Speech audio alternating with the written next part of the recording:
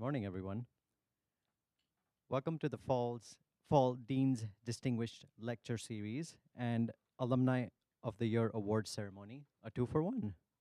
I'm Makran Modi, Associate Professor of Hospitality Marketing and Chair of Undergraduate Programs.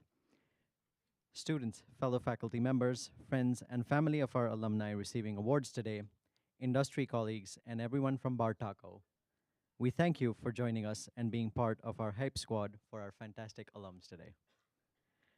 We're going to start today with the Alumni of the Year Awards, and then Dean Arun Upneja will sit down with Anthony Valletta, who holds the double distinction of receiving the Distinguished Alumni of the Year Award, which does not require a spoiler alert since it's been well publicized.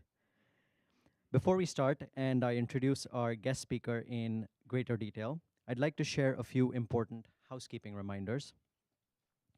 This talk is recorded and will be available on YouTube next week. For students who need to verify attendance, you can scan the QR code posted in the lobby.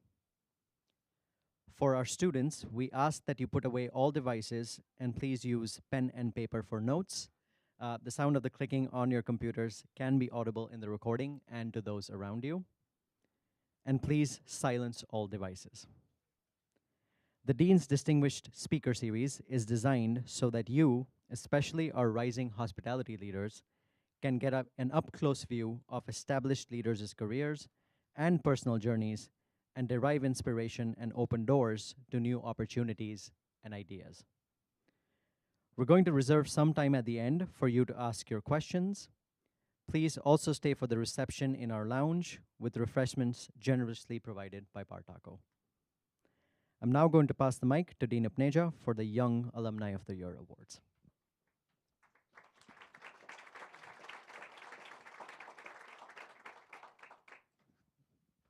Thank you, Dr. Modi.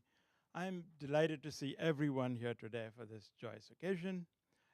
Thanks to the parent council that is here today. Can you please raise your hands? Thank you. And also George Pohl, who's not only an advisory board member, but also winner of the Alum of the Year. Can you please raise, and recognize? Thank you. I also want to recognize a representative from BU, Wendy Colby. She's the inaugural Vice President and Associate Provost for BU Virtual. And a couple of other people, all the faculty and staff of SHA that are here. Can you please stand or raise your hands, please? Yep, awesome. Thank you for your support. We are so proud of our alumni. Every time I look on LinkedIn, updates on LinkedIn, I see that our alums are making their mark on hospitality throughout the world and in every sector of hospitality that you can imagine, as leaders and as innovators. As you walked through the doors today, you saw the letters EI, which stands for Experience Innovation. There is so much meaning behind the action of opening the doors to experience innovation. When students walk in these doors, our aim is to open the hearts and minds to embracing big and bold ideas, developing problem-solving skills, and then designing innovative experiences that bring people and profit together as an ode to our business discipline. Upon graduation, when students walk out these doors, SHA students will be equipped to take on the challenges of a rapidly changing world as creative, compassionate, and business-minded experience innovators. SHA is a home base where the doors are always open, whether it is here in Boston or in all the places we connect with our alumni, such as gatherings throughout the world, news updates in our alumni magazines, networking via LinkedIn, or our faculty research projects. We try to stay connected in your journey. The alumni we honor today are role models. They are making a meaningful contribution to the world of hospitality and to SHA. A few years ago, we started to honor some of our younger alumni in addition to Alumni of the Year, who have been engaged with SHA and are doing well in their careers. One of them, Jonathan Jager, will be here very, very shortly. He's the Senior Managing Director at LW Hospitality Advisors, class of 2008. very active in the SHA community. Even though he lives in New York City, when I asked him to teach a class, he would come here once a week to Boston to teach a class and then go right back. So now let's start with our Young Alumni Awards of the Year awards. So the first one up is Melanie Isola, class of 2014. She is currently Chief of Staff for Fortop, but has done a variety of jobs in her career, including spending many years as General Manager with Hillstone, as GM of the R&D Kitchen in Santa Monica, Global Hospitality Director, Instructional Strategist are some of the other roles that she has had. So she graduated in 2014, almost a year after I started. So I can brag and claim that I knew her then, but most of you will know that may not be totally true. But 7 years after she graduated, just out of the blue, I called her up and I said, we are doing something at SHA that, can you please record a short video?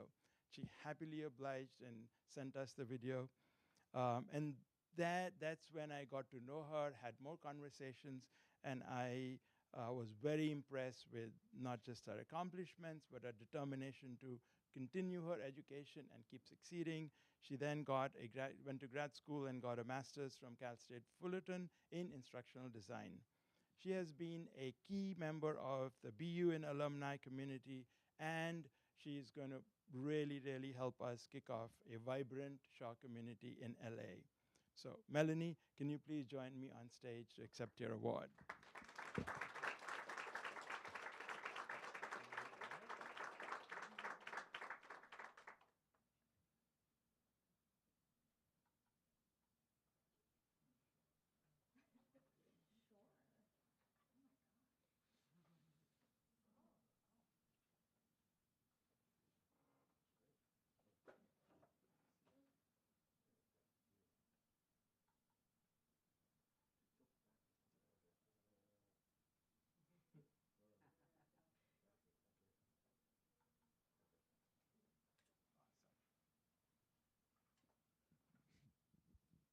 So Melanie, you have accomplished so much already.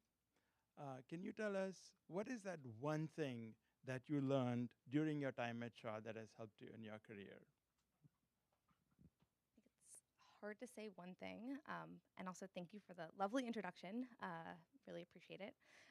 It's hard to say just one thing, but I will say, think the work experience and the projects and coursework and everything that we did here at SHA really set me up for understanding how to just do the thing, which is really hard. I worked in operations, as Dean Upneja said, for quite a time, and ops is just foundational to the hospitality industry, and without that background, really can't do anything else. So I think it set me up for a continued career in this industry, in training, technology, and everything there. But operations and the doing the thing in here at SHA really helped out. So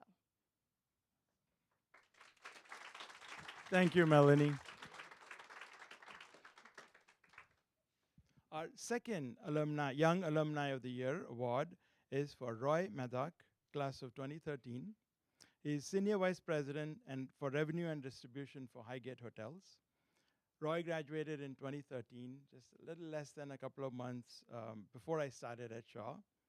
However, when I started, I heard about Roy from so many staff and faculty as to what an impressive young man he was, and so I had to, at some point, meet him. I was, of course, very impressed when I met him, so much so that within 4 years of his graduating from SHA, I asked him back to teach a class. I'm just imagining his first class when he walked in wearing a backpack. He must have totally confused all the students in the classroom because he still looks like a student. So, Roy is dedicated to revenue management, and I hope he doesn't mind. Every single time I speak to him, it's only about data, about revenue management. I wouldn't be shocked if anytime he does get up at night, he's mumbling about changing the rates or whatever it is. He has spent the bulk of his career at Highgate and is now the Vice President of Revenue Management for the company. He hires and mentors SHA students and is highly engaged with SHA. anything we need in New York City, Roy is always willing to volunteer and support. So, Roy, can you please come up and get your award?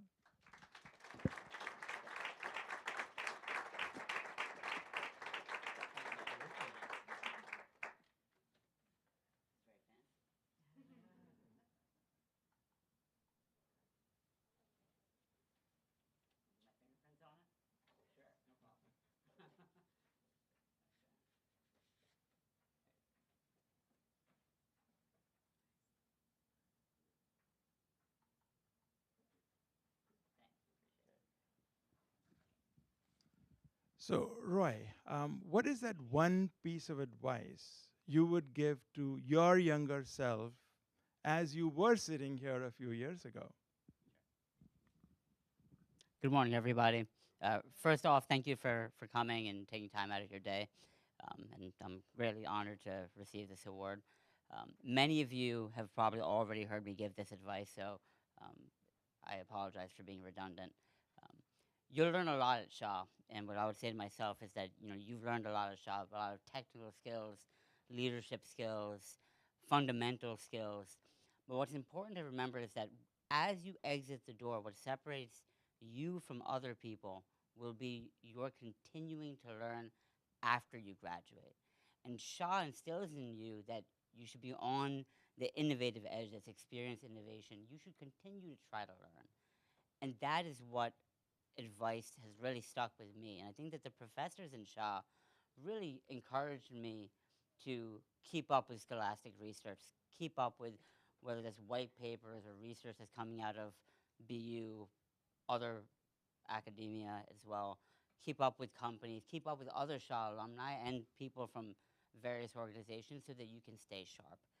And that staying sharp, I think, is the most important advice I can give, because what happens is most people that graduate from their respective schools leave, and the last time they learned or they picked up reading that was in part of their discipline, whether that's revenue management, restaurant operations, the last time they read anything was their last year in school. That should not be the case for you as a SHA graduate. So that would be the most pressing advice that I can give to any of you.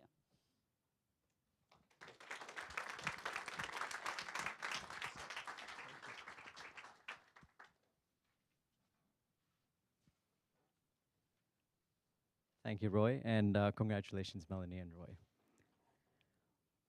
We're thrilled to have Anthony back at our school, which will be more than a regular occurrence now that he has been recently appointed to the Dean's Advisory Board. In addition to being a distinguished SHA alum, Anthony is president of bartaco. He brings an impressive track record of success in strategic operations, team leadership, revenue growth, and market expansion. Prior to his role at bartaco, Anthony held senior executive positions with notable companies such as Birdcall, the Mina Group, led by James Beard award-winning chef Michael Mina, and Del Frisco's restaurant group. It is now my honor to welcome Anthony to the front of the class to take his seat for a fireside chat with Dean Arun Upneja to talk about Anthony's journey, his insights on innovations in the hospitality industry today, and what it takes to be a great leader, the complexities and rewards of striving to make a positive difference in the way we live and in the way we do business. Now, on to the Dean's distinguished talk.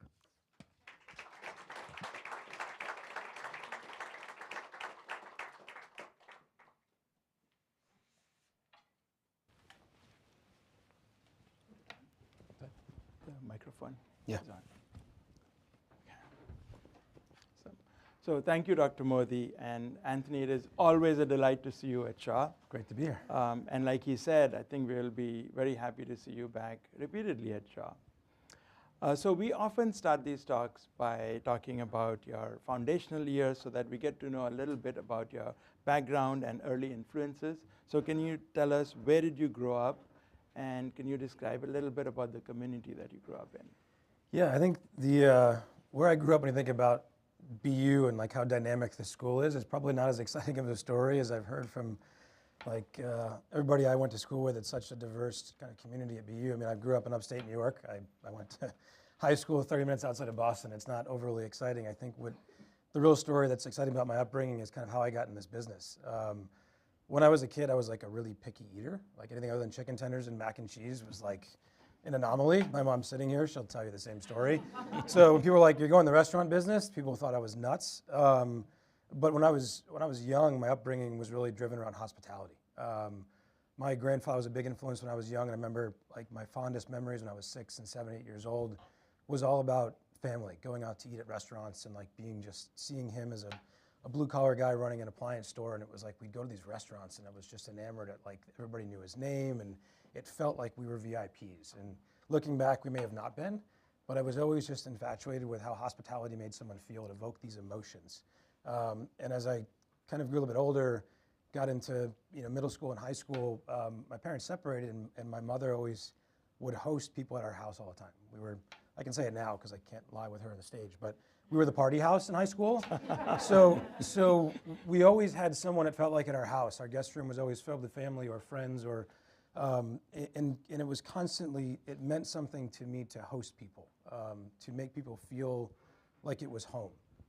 And even though food never really got introduced to me until late in my life in high school, to me, my upbringing was always about hosting people and making people feel like it was their home away from home. And that emotion kind of stuck with me, and I always worked in restaurants because of that. And then when food got introduced, and I realized like, wow, there's a whole other world out there that exists. And when you brought food and drink into it, it just became this really kind of addictive thing to me. And that was more of the upbringing, I think, that brought me to the business. Upstate New York and Western Mass is not exciting, I promise you, especially for a lot of people that come from all over the globe to come to this amazing university. So I think that was really the exciting part of like my upbringing that brought me to this industry and keeps me in the industry. Anthony, many of us never really grew up, and we still like chicken tenders. So I'm sure I still do too. I mean, it hasn't gone away, but yeah. Fantastic. And I think you're absolutely right in terms of when we go out, we want to be among friends and among family, and we want to spend time. I think food is a very important part, but if restaurants have to create that dynamic, and I've heard you talk about that before as well. So how did you get into did you have any part-time jobs? What was your first job? My first job, technically my first job, I was like timekeeping at a indoor sports facility, but my first restaurant job, I was flipping pizzas at an indoor sports kind of bar, and they had like sports fields down below, but there was a sports bar up there, and I was flipping pizzas and washing dishes for, I'll date myself a little bit, for $4.25 an hour. I thought I was rich. And it was my first entry into restaurants, and it was just this incredible, like, I thought it was the coolest thing in the world. Making chicken tenders and pizza and washing dishes, and I just got hooked from day one. And that was my start. And I started in kitchens and stayed in kitchens for a while, and then, as they say, moved to the dark side of the front of house. But I always worked in restaurants, never stopped. From my first job was at 13 years old. Since you like chicken tenders so much, I wonder if that did anything to the food cost when you were working. I have a strong feeling it probably did at a young age. But. So you are saying that had a big impact on you, and you said, okay, this is where I want to continue on. Yeah. I mean, that's where I started. I worked, my first real job, I worked for a guy named Joey Crignali. Joey was the original founder of Bertucci's, which was founded here in Massachusetts, and he opened a Cuban restaurant in the town I grew up in, and it was a madhouse. We were on like 2.5 hour waits. It was behemoth, the restaurant. This is back when you had smoking sections and non-smoking sections, and you had jazz music, and I learned everything from him. I would prep food, I would work in the bar, I would work as a busser. I learned the restaurant business from this man. I had still, the manager that day, I was like 15 years old when I was working there. The manager that day is still a dear friend of mine. He was the first mentor in this business I ever had, Pete Dowd. He works up at Patriot Place now, but I kind of got like my crash course, I call it like my undergrad, my master's and Ph.D. in restaurant business, like all in one. But seeing how dynamic the business was and learning about fresh fish coming in, flown around the world, and learning about everything, it really got me excited about how dynamic our business is and how much you can really learn about every part of the business, from marketing to music to vibe to everything that goes into a restaurant from the day to day. And I got like hooked. I just wanted to learn more. I became just like a student right out of the gates. And I worked in hotels, and I worked in distribution, and I'd try to cover kind of all the aspects. I'd worked with Ken's Foods for a while on the distribution side. I worked in a hotel for a while, which I didn't like the hotel side, no offense to any hotel people, but I just like the restaurant side hustle and bustle more. But I always knew that's what I wanted to do, and I never stopped. So when you were working at Bertucci's and you said you really enjoyed that, a lot of kids when they're coming out of high school, like, I don't know what I want to do, what subject I want to study. Were you very clear from that stage that you wanted to study hospitality? I never wavered. Okay. I knew when I was young and said it, even though my parents told me I was nuts, and I stuck with it. And every time I got a job, I never left the restaurant business ever. Every job I had was always some part of the restaurant business. I knew I wanted to study that. The second I was looking at universities, it was hospitality programs. And it's funny because you think about our business, it's odd when you have a group, people like here at the hospitality school that want to do this for a living. The industry, for lack of a better term, like, it's a little bit of a cast of characters of rejects for their industries, right? It's like people tend to fall into this industry a lot. It really is. It's a minute group of people that actually want to do this full-fledged their entire career. You meet people from that try something else and come in and they get hooked on the drug of how great this business is. And I knew from day one this is what I wanted to do. So there was never, ever a doubt in my mind that the restaurant business is what I was going to do. Not once did I ever think I was going to go a different route. My father was an accountant and was like, "You should be an accountant." I was like, "No, I shouldn't." Sounds like a terrible idea. But I liked all the other sides of the business. I liked marketing. I liked people. I liked all the piece that we get to be a jack of all trades, master of none. I mean, the restaurant business, you are a marketer, you are an HR, right? You are an accountant. I mean, there's so many aspects of my job today that I have to work in all those sides of the business, and I love that part.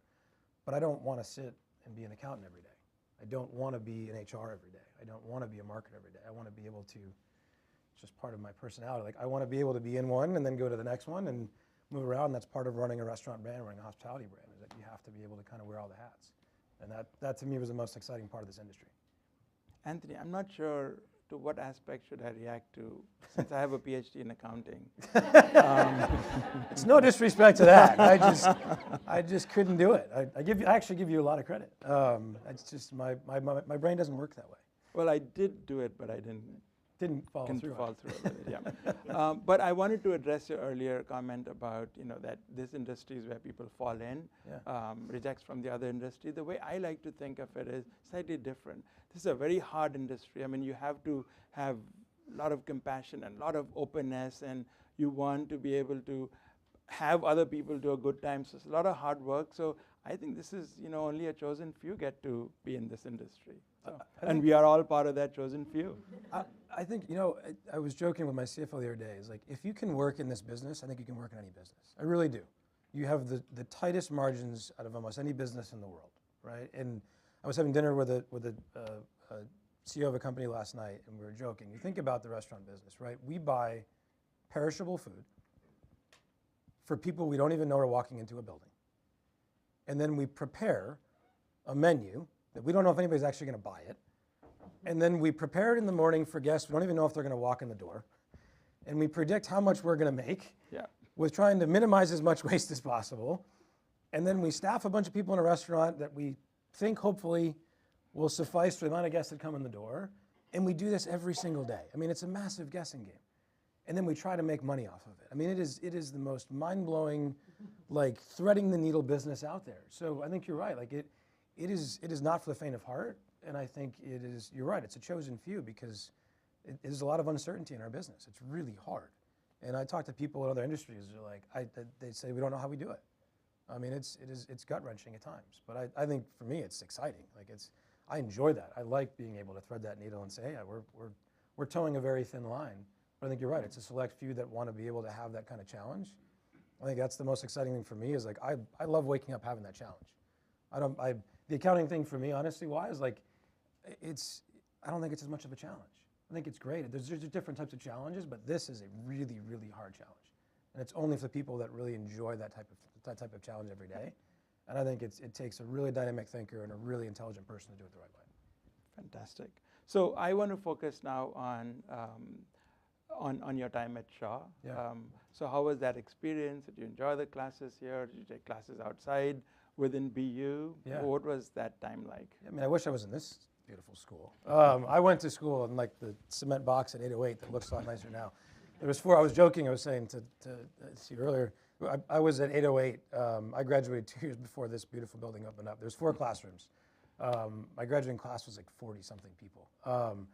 But it was incredible. I remember when I was researching schools, I remember sitting in my father's office, and this was like before like smartphones and stuff. It was a little bit harder to research schools when I was looking for universities. But I had 10 universities I wanted to go to, and BU was number 1. It was definitely where I wanted to go. I was impressed with the university. I toured around, and Cornell was number 2 behind BU. No disrespect to Cornell, it's an amazing program. But when I walked in and saw Ithaca, New York, and I'm like, does Ithaca, no, in all fairness, like, does Ithaca, New York feel like a place that, like, hospitality is surrounding you?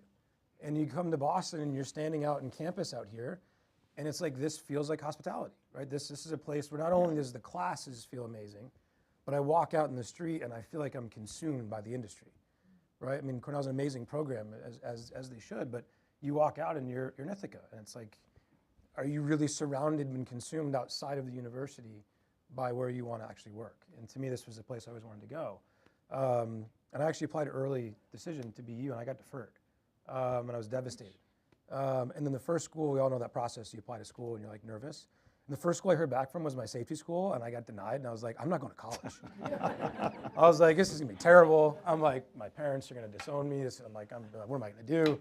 And then I heard back, and I got in every other university afterwards. I wanted to tell my safety school, like, oh, you guys missed out. But anyways, but I got into BU, and I was elated, and obviously, came here afterwards. But my experience was incredible. It was amazing. The classes that I took at BU then, and part of why I was really active early on with the late Professor Oceans and with Bushin, and now even with BR and everybody else, I think why I stayed so active with the university is so many of the classes that I took, and I don't want to say how many, well, it's already up there, 20 years ago, I guess now. It feels like it was not that long ago. They were electives you didn't have to take, like leadership, and a lot of the classes now that you're offering, which are amazing, were honestly the most impactful classes for me. And not the other ones weren't important, but they were the ones that honestly have the biggest impact in my career. And I honestly don't think I would have been as successful in my career if it wasn't for them. And I remember advocating, saying these classes should not be voluntary. These should be part of the curriculum. These are massive, and that, yes, all the other baselines are important, but every company does things a little bit differently, right? But leadership and how you're speaking and how you're presenting and things of real estate and all these things that are foundational, massive things that give us an advantage leaving a school like BU are huge.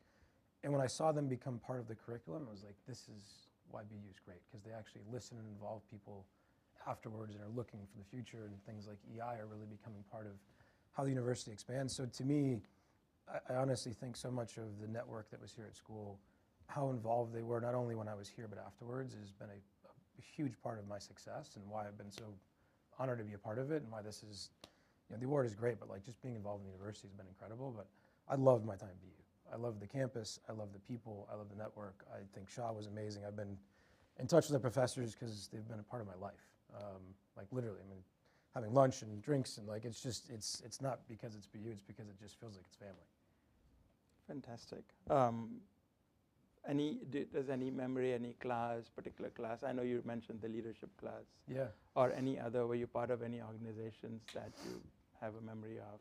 I regretfully should say I was not part of organizations within SHA when I was here. So don't take that advice. That's terrible advice. I'd say that regretfully, because I was probably not in that right aspect. I was working almost full time when I was in school, and I think honestly that was great. Like I was in the industry like full fledged. But I will say I studied abroad. I studied in London when I was here, and by far that was the best experience I had in school. If you haven't done it, have the opportunity to do it, absolutely do it. Going to London with SHA was remarkable. I mean, I talk about it to this day like it was yesterday. Just the experience studying there, the program, learning just hospitality internationally was absolutely remarkable.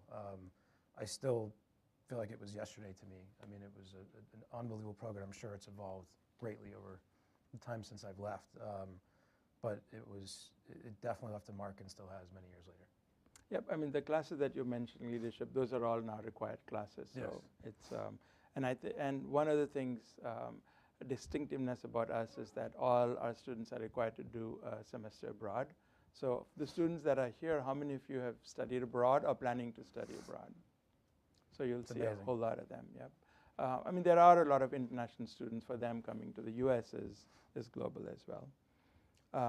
So first of all, I think you mentioned Cornell was your number 2 choice. Ithaca was not very good. So I'm so glad that you rejected Ithaca in favor of 808. So I can't even imagine going into 809 and say, yes, this is what I want, and not that. They didn't show that building as part of the tour. Oh, okay. Which was probably very smart in their tour. But Yeah. No, that's fantastic. So what stands to you? What did you learn at school? I get a very clear sense that you had a very good time. You really enjoyed it. You were also working very hard. Do you still remember anything? What did you, was it the accounting classes, dare I say, the finance classes, the marketing? What did you really enjoy most? What classes? I think, Or is it all a blur now? I mean, at this point, a little bit it's a It's a blur. little I think it was less about a specific curriculum. I think it was more about the professors at the time, and obviously we had a small faculty because the school was much smaller than it is now.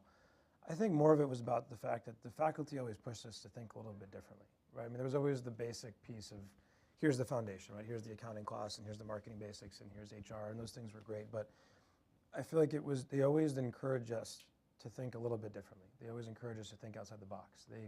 When we were looking at projects that we were doing, whether it was in marketing, whether it was when we had to, I remember one of the classes, we had to build our own restaurant, right? We had to actually cook the food, we had to build the menu, we had to build out the P&L, we had to actually create a pseudo-restaurant as our semester-long project. And it wasn't about building the restaurant. It was about thinking about something that didn't exist. And there was I'll never forget, there was a group, this guy Link that was in our class, I still talk to him to this day. He created something called everything but the kitchen sink. And it was this concept where you could make anything you wanted, and we blasted this kid. I mean, just your food cost is terrible. I mean, this poor kid was like almost in tears in front of the class. And I remember the professor was like, you're forgetting the point is that we're trying to think outside the box. Right? We're trying to think about something that doesn't exist today, and it's more about pushing the limits and pushing the boundaries. And I think in every class, that was always the exciting part about SHA, was that they encouraged innovation, even though we're now bringing it to full life for what you're doing now. That's the thing I remember about every class, was that it was, don't just operate in the confines of what we're telling you today. Think about what's next. And I think that was the best part about SHA, was it wasn't just the one class, it was that they were preparing you for what was next, and they didn't want us to leave SHA and just blend in. They want us to leave SHA and do what we're all doing today and what we're celebrating every year now. I think that was the most important part. Okay. I might be stealing a question from the students here, but were there a lot of group projects when you were, since everyone really loves the group projects and interacting with other kids and making sure that everyone is on the same page? Depends on the professor, but there was of the 4 main professors, 3 of the 4 there was a lot, and 1 there was none. Okay. I won't say who that was. But. Okay, so you've finished, you've had an amazing time, you worked a lot. What is your first job?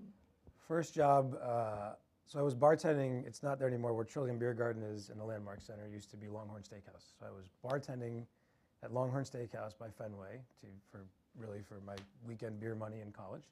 And I applied to Hillstone like most people in SHA do.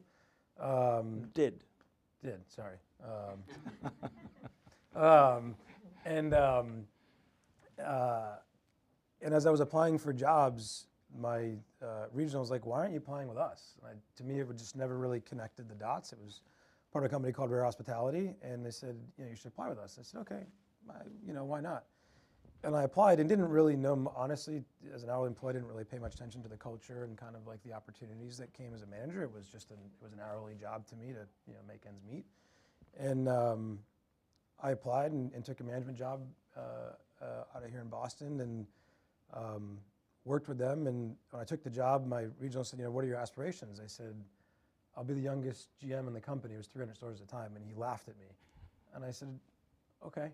And 13 months later, at the age of 22, I was general manager. And he looked at me, he's like, I don't want to ask what's next. And I said, I'll have your job in under 5 years. And he chuckled and then smiled, looked at me, and I was like, And then, like, it was kind of like that fear moment, right? So I took over a store in North Attleboro, Massachusetts. I was the third youngest employee in the restaurant as a GM. If that's not a daunting task. So I was a GM at a very young age, very immature. Learned a lot of very hard lessons in that restaurant. Stories for other times that probably aren't being recorded. But learned a lot working for a big corporate company. I didn't know if I was going to go like big box corporate. I really didn't know what the first kind of step was, but I worked for them for almost 7 years. Darden purchased us towards the tail end, and Darden's an amazing company for a lot of reasons, but I realized really quickly it's not my style. And I left shortly after Darden purchased us, but I learned so much about disciplines and procedures and growth. I mean, we went from, I think it was like 300 to like 450 restaurants in the time I was there. I got to open up a handful of restaurants and be a part of kind of growing here. I was a regional culinary manager for those guys for a while, and just it was a great kind of entry out of school and into the workforce. So. Did you have any mentors while you were in that company, maybe that regional manager or someone else? Yeah, I still have a handful today. So my first GM I worked for, Linda Moore, who I still talk to her to this day. She was my first GM, and still is. It's funny, she's still a general manager, and I still call her a mentor. And she's like, "Why do you call me?" She's like, "You're a president of a company." I said, "Because she saw something in me at a very young age that no one else saw, and she taught me the ropes of what it means to be a leader. When it comes to discipline, when it comes to mentoring people, I still call her with things today, and she laughs. She's like, I'm running a $4 million restaurant. You're running a massive company, and you're calling me asking me for advice. But there's just something about that initial kind of first person that really takes under their wing that means a lot. But there are countless people in that first company that I still call mentors and still talk to, and they got my career really off the ground. I wouldn't be anywhere if it wasn't for people in that first job. Since the talk is being recorded, can you just talk about the lessons you've learned in terms of managing people, managing operations, without going into some of the stories which you may not want to? From that job or just in general? From that first job, yeah.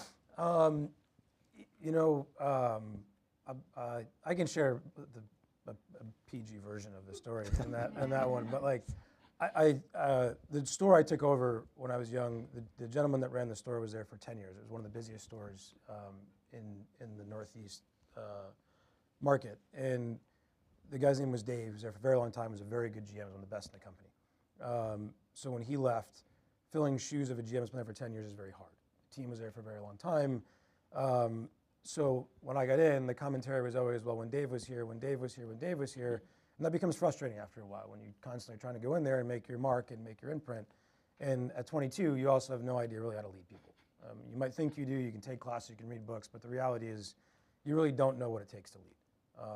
You just don't. It's a really hard thing it takes. I still don't know what it takes to lead people, and I'm 20 years in. Like I'm still learning. I'm still scraping my knees. But at 22, at a short fuse, and you come out of a great school, and you think you can conquer the world, and you get a good promotion, and I was a little more arrogant then, and I lost my cool, and I basically said to a team, like, Dave's not coming back, and I don't care if any of you aren't here either. And my team walked out on me. Ouch. A handful of my team members left, and I realized the power of a team really quickly. I had employees walk out in a shift, and I was unable to staff a restaurant appropriately very quickly. And it was very quickly. I had to call my regional manager and basically say, screwed up. A bunch of my team walked out on me because my ego got in my way. And I learned very, very early that ego is an ugly thing. And I'm glad I learned it early because I don't believe it. I don't believe in ego. And that was the most valuable lesson, honestly. I'm so thankful for it, to be honest with you, to this day, because I don't think if I learned it that early, I don't know how you learn that so quickly. And I learned the power of my people. Like a bunch of my team is here. They'll tell you, like, I'm not the easiest person to work for, but I care about my people. I'll push them because that's what our job is to do, but I'll be the first one to pick them up. And it took me that day was a very powerful lesson. And I think that's what allowed me to progress my career so fast, is that I knew how to push people, when to push them, but I also knew the value that they can do my job without me. I can get hit by a bus tomorrow and Bartaco will go on. But I cannot do my job without my people. And that is like the most powerful lesson to learn at 22 years old. And I hope everyone here listening is listening very carefully to that. Okay, so 7 years you were with that company. This one lesson is absolutely fantastic in terms of how do you succeed? What are some of the skills you need to succeed? And one skill clearly you're outlining is that you've got to be able to lead the people and interact with them. Anything else you want to share? No, it's a big one. That's the biggest one, yep. Yeah. No, I think it's a big one. I mean, and I think really it's just getting the team all on the same page. You got to be able to communicate, and you have to communicate your vision. I mean, it's, especially as a young leader, you want to conquer the world, you come out of here and you get all these great ideas and you get educated and you think you can get a lot done, but the reality is less is more. Like pick your battles. You know, there's so many things that you can do in this business, and it's like you got to pick the one or two things that make a lot of sense and commit to them and get them done.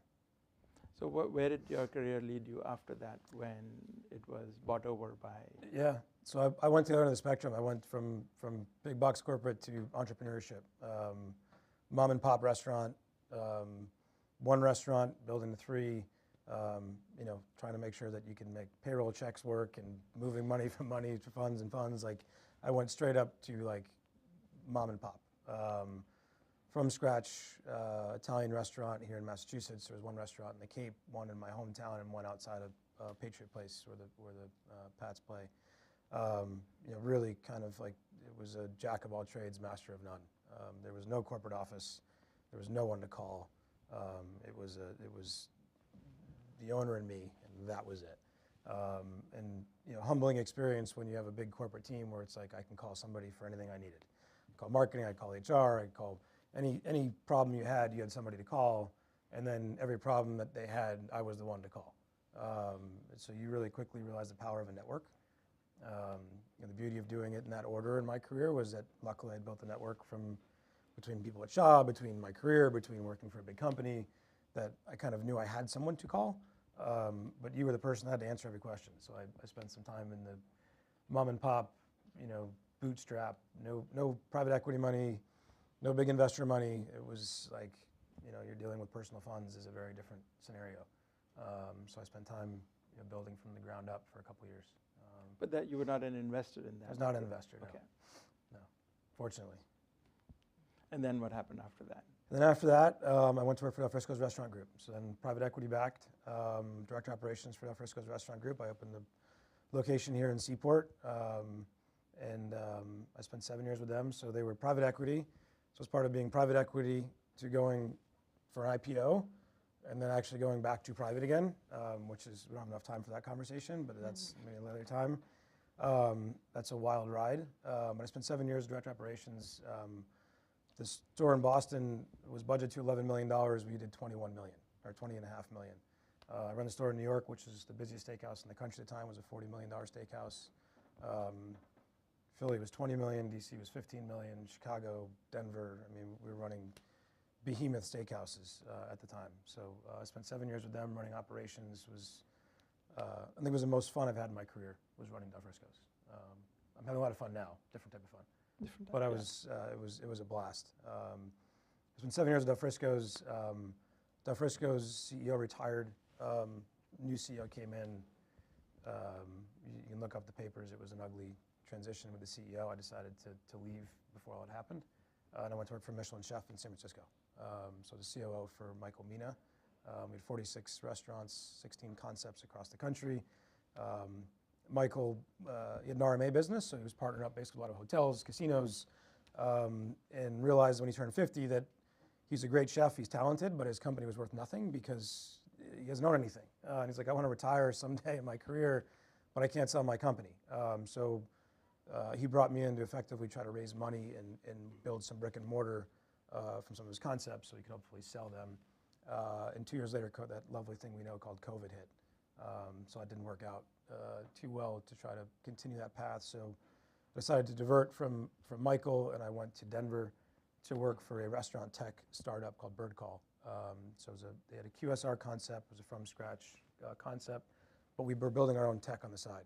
So we were building KDS, POS, loyalty, all in one. So we had actually a full tech stack that we were building. So I got a really good taste of what it takes to build tech, which is mind-blowingly hard, and it's even harder to sell technology in the restaurant space. But I spent some time during COVID, and I got out there, and my wife hated Denver. So those of you guys aren't probably, obviously aren't mostly married yet in school, but if your spouse doesn't like where you live, I promise you it's not going to end well. So after a year, we took a trip back home after COVID settled down, and she's like, I think I'm going to just stay here. So I said, all right, I got to get back to the Northeast. So the previous CEO of Bartaco was a mentor of mine, and they were looking for someone to take over the operations of Bartaco. So I connected with Bartaco, and it led me back to the Northeast. So I'm in Connecticut now, and been with Bartaco for 3 years, and have been incredibly happy. Fantastic. Now, some of us here have been married for a long time, so we know exactly. I was talking more to the students, yeah, but yes. The students. Yes, yeah, faculty, everybody else probably knows the story very well. So Bartaco is your first job as president, so congratulations. Thank and you. obviously we are very proud of you, and we're going to celebrate this milestone. By the way, who all are here from Bartaco? Can you please?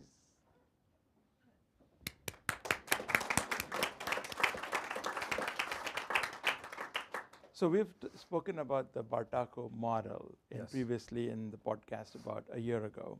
And I bring up that podcast and the Bartaco model quite a bit because it exemplifies experience innovation. You leverage tech and high-touch experience at the same time. But many of you may not have heard that podcast, or may not know about the Bartaco model. So can you describe what is your model in terms of service? Yes, and I'll put a little asterisk because we are in the process. Our beta starts in 2 weeks. We're actually slightly changing to an updated model from what we talked about. So a little inside track for everybody now, because it's our new beta version goes up in 2 weeks. But the idea behind what we're doing at Bartaco, the reality is the labor model in casual dining is broken. When you look at QSR, we've all seen it. It's fully digitized. It's going tech. You go into McDonald's or Chipotle or Shake Shack, it's all digital. You go in, you order on a tablet, and your name goes up on a screen, and you sit down, and I mean, it's like before you know it, there's going to be a few employees behind the line. That's going to be about it, right? It's just, you look at what's happening in California with the labor, it's just, you can't afford it. So QSR ultimately is going to be fully digitized before we know it. Fine dining ultimately has enough of a price where they can consume to still have a traditional experience, right? They can still, as they should. The casual dining labor model just it doesn't work anymore. It's broken. It costs too much money, and we were determined during COVID, when QRs, what we thought were dead, all of a sudden came back, to not just use them for a temporary way, but to find a way to lean into this and make this kind of the new revolutionary way to dine in casual dining. Our plan was to find a way to create what we're calling an omni-channel dining experience, where you bring technology in, but you don't displace the human interaction. And I'd say we're about 25% of the way there. We definitely have not solved for it by any stretch of the means. So we're not. I'm sure plenty of you have dined at the restaurant. We are not there. So we're not conquering victory yet. But our goal and what we're building now is that when you go into Bartaco, you want to be able to use technology as a convenience. As when you walk in, the vision that we have is you're going to get greeted by what we call a service leader. We've pulled servers out of the equation, which allows us to pool house for all of our employees, which allows us to have a higher living wage for all of our staff. So we have dishwashers that are making $24 an hour, which doesn't exist in most places. And we've got equity of wage across the board, which is obviously a very massive component in social economic conversations across the country. But you go in, you get greeted, we start your tab, we get you going, get your drinks, and whatever it may be. And there's a QR code on the table that you can basically, this is future state, not today 100%, but you can tap in, you can order what you'd like from there, you can cash out from there.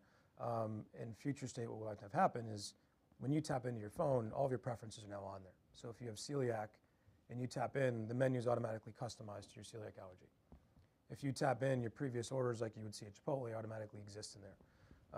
Anything that you want in terms of that personalization, like loyalty today to us, in my opinion, I think it's terrible. And Lindsay, my marketing team, knows this pitch very well. She's here today. Like Starbucks gets touted for their loyalty. I think Starbucks is a frequency app, right? It's like I go in my 10th time to Starbucks and what happens? I get a free coffee. that's not loyalty. Like nobody knows my name. I don't get thanked. Hey, Anthony, thanks for coming to Starbucks. I get my app pops up and it says thanks for your free coffee, and I go on, and there's no engagement. I'm not building loyalty that way, right? But for us, it's about personalization. We own all of our own data. That's one of the big reasons why we're doing this. So I have endless customer data that we can use, and the goal is to be able to use that to make it feel more personalized for our guests, so that we're using technology to the advantage of the guests, so they feel like they have a personalized experience at their fingertips. And the goal of having the QR on the table was not to ever displace the server. When we did this, when we came out of COVID, we saved about, I forget the exact dollar amount, but I think it was about $1.65 million to the bottom line in labor. Most companies, especially ones that are PE owned like us, would say, good job, take it to the bottom line, we're going to take it to the bank. We reinvested almost every dollar of that back into our employees. We increased our benefits package, we had a 401k match, we increased our wages, and then we actually added a full development executive coaching package for all of our team members, which Lisa, my CPO, is here, is leading. Like, we actually reinvested in our employees. Most people would never do that, especially when margins are being hit. So we looked at it as a way of like, this is savings to reinvest in our team, to reinvest in our future. And on top of it, the savings that we had in labor, we redeployed to this new position called a service leader. So we got rid of servers, and these managers, they're now called service leaders. That's really their job, right? I hate the term manager. A manager sounds like you're walking around like you're checking a box and like you're basically keeping things in check. A service leader drives service. That's your job, right? That's really what, in my opinion, real managers in restaurants drive service. That's what you're there to do, right? You're driving the experience. That's what all of us in this business are supposed to be doing. So we created this service leader position, and their job strictly is now to engage. You think about what servers really get caught up doing, right? You're walking over to a terminal, you're writing down an order, you're like, it's a lot of busy work. And the goal now is some of that busy work is taken away. So now they have more time to engage the guests. They have more time to create memories. They have more time to create experiences. And our job is to arm them with more things they can do to create those experiences. Whether that's, we give out full coloring books to kids in restaurants. I know it seems small, but if anybody has kids, that's a big deal. Most restaurants give like a little crappy piece of paper, right? And like used coloring or crayons. We go and give a full coloring book to a kid. If you've ever seen a kid get a full coloring book, the parents look at you like, do we want to just take out a piece of paper? It's like, no, it's for you. Things like that make a difference. It increases value, and in today's world, value is everything right now to people. So we've created this model where we've kind of really, I think in the forward thinking of the aspect of, we pulled technology into our world, trying to create this omni-channel approach where we're trying to elevate hospitality while incorporating tech and trying to reduce the friction. And again, we're not there. We're 25% of the way there. We have not figured this out yet. But our future vision is that this is a convenience to the guest. It's personalization to the guest. It's allowing our team to create more opportunity for engagement and more levels for hospitality, where the guest is like, I don't even know how that just happened. I got a personalized experience. I got a higher level of engagement than I ever received at this level of dining. And by the way, the value's through the roof. It's a $4 taco. They're not expecting it from a $4 taco and a $9 cocktail. They're expecting it from a $50 steak. Right. So we're trying to deliver the hospitality you're getting at a borderline fine dining restaurant at the value of a QSR. So we're trying to blend those worlds together with the use of technology. It's a long diatribe, but that's kind of the best way I can try to summarize what we're doing. It's hard to do. Oh, I love the bartaco model. I mean, I was just there 2 days ago, and I was treating a couple of people, and I was able to, take that QR code and share my QR code with them so that the bill will all come into my bill. So Yeah. it was wonderful. So how are you changing it now? I've been talking about and praising this model, and now you're changing it. The difference now is our tech partner we have now, effectively, you're either all in or all out. That's the problem. Like when you scan in, you're kind of all in on digital. The new partner that we're going with is allowing you to kind of, if you want to use it, you can step out and get to us. Like, it's just a little bit more seamless. Okay. And a lot of right now, like we joke, to get into our model now, if you haven't used it, it's like name, date of birth, social security, firstborn child, like you need all these things to kind of get into the system. It's too friction, it has too much friction to get in. The idea is that it should be frictionless, right? You should be able to use it at very much ease. So the UX for a guest and the feedback we receive is just too much. So it's not changing really much from what you've seen from a user perspective. It's going to be easier for you. There's a lot more behind the scenes that we're going to be doing that'll be better. And the ability for us to kind of tap in, tap out, to be more personalized. We're going to own the whole front end, which we're able to kind of customize a lot more, which we couldn't do before. The company we're using now just realized this is not the direction they want to go, was really what it came down to. So this gives us a chance to provide more of that true omni-channel of this table wants to be traditional, which we used to do sushi cards, and this table wants to be digital. It allows us some more flexibility. Since you're the president and you're on record, on video as well, so I had a problem. I tried to get in and my credit card didn't work, so I had to re-enter all of those numbers. Couldn't I have just snapped a picture and automatically upload it? That's all going to change in the new system. Okay. So you'll be able to tap your card like you would, and then tap, and then we're also the new system will also have Apple Pay, Google Pay. We have Amazon Pay now. But all those things are feedback that the system of now is just not adapt to do. So. And I just thought I'd get my complaint in. You got it. Right here. You got it, yes. So the next question I want to ask is, when you started talking about, you worked for all types of restaurant ownership structures. So you worked for private equity, which is and family owned and privately held, and currently private equity with Bartaco.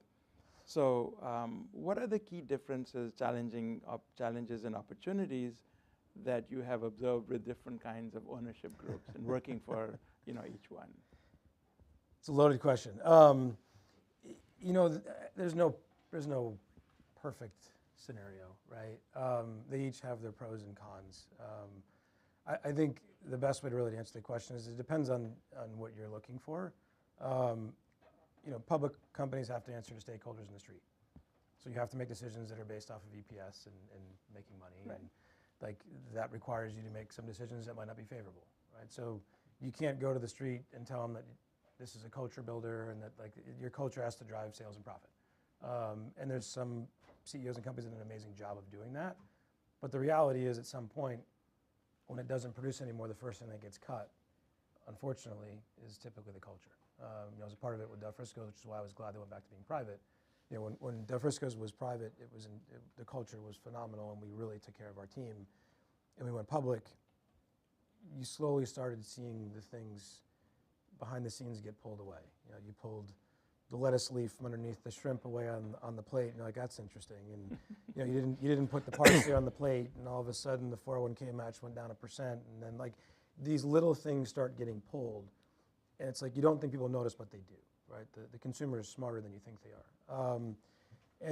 But there's a lot of great with it too, right? It gives you an immense ability to grow, immense opportunities for your team. So there's pros and cons of being public, right? PE depends on the PE firm. I think we're very fortunate to be with El Carreton's a great firm. I think if you're going to go the PE route, the important thing is look at their track record.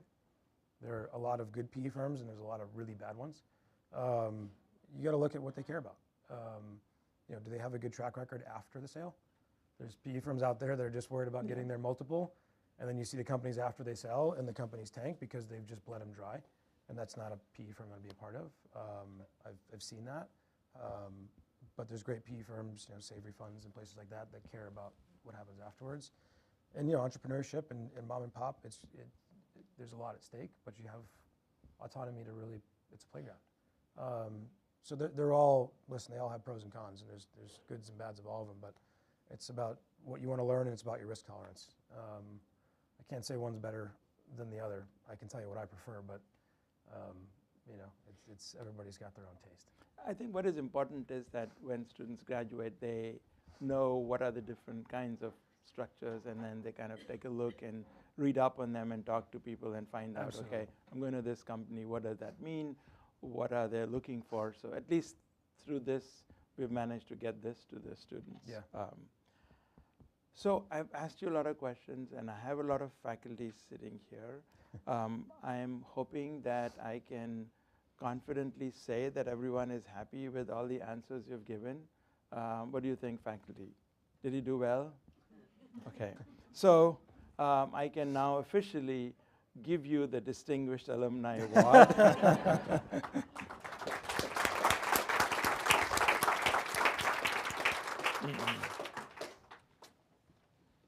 Okay.